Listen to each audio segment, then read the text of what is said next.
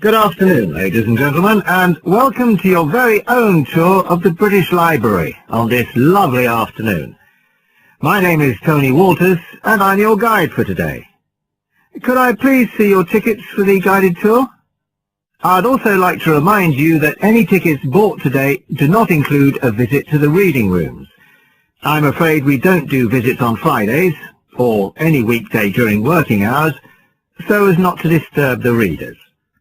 But if you do want to see those rooms, the only day there are tours is on Sundays. So, I don't want anyone to be disappointed about that today. Okay? Thank you. Right, we'll start with a brief introduction. As many of you know, this is the United Kingdom's National Library, and you can see that this is a magnificent modern building. It was first designed by Sir Colin St. John Wilson in 1977. And inaugurated by Her Majesty the Queen more than 20 years later in 1998. As you can see, the size is immense, and the basements alone have 300 kilometres of shelving, and that's enough to hold about 12 million books. The total floor space here is 100,000 square metres. And, as I'll show you, the library houses a huge range of facilities and exhibition spaces. And it has 1,000 staff members based here in the building. So, you can appreciate the scale of our operation. In fact, this was the biggest publicly funded building constructed in the United Kingdom last century. It is still funded by the government as a national institution, of course, and it houses one of the most important collections in the world. The different items come from every continent and span almost 3,000 years. The library isn't a public library, though. You can't just come in and join and borrow any of the books. Access to the collections is limited to those involved in carrying out research. So it's really a huge reference library for that purpose. And anyone who wants to consult any materials that are kept here can formally apply to use the library reading room.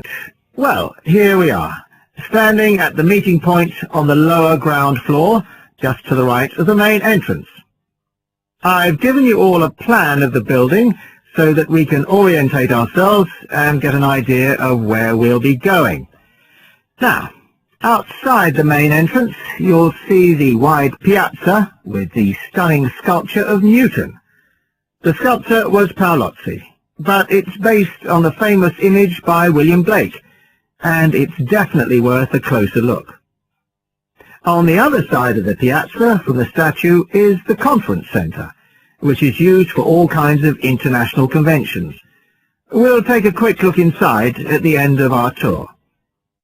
Looking ahead of us now, you'll see that we're standing opposite the staircase down to the basement, where you'll find the cloakroom. And to the left of that, we have the information desk, where you can find out about any current exhibitions, the times of the tours, and anything you need to know, if you don't have a tour guide.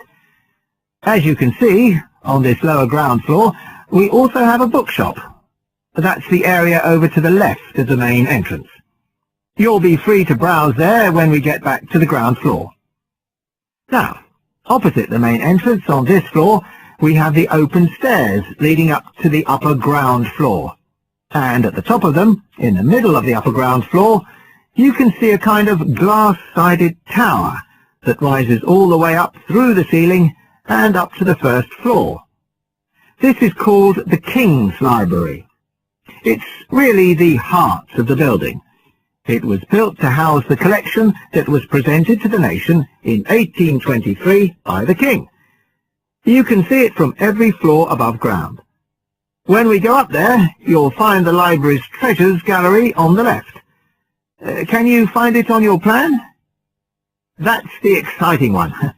So we'll be visiting that first, but we'll also take a look at the stamp display situated behind it on the way to the cafe. A lot of people miss that. The cafeteria runs along the back of the floor, and in the right-hand corner you'll find the lifts and toilets. Always good to locate them. The other main area on that floor is the public access catalogue section, and I'll show you how that operates when we get up there.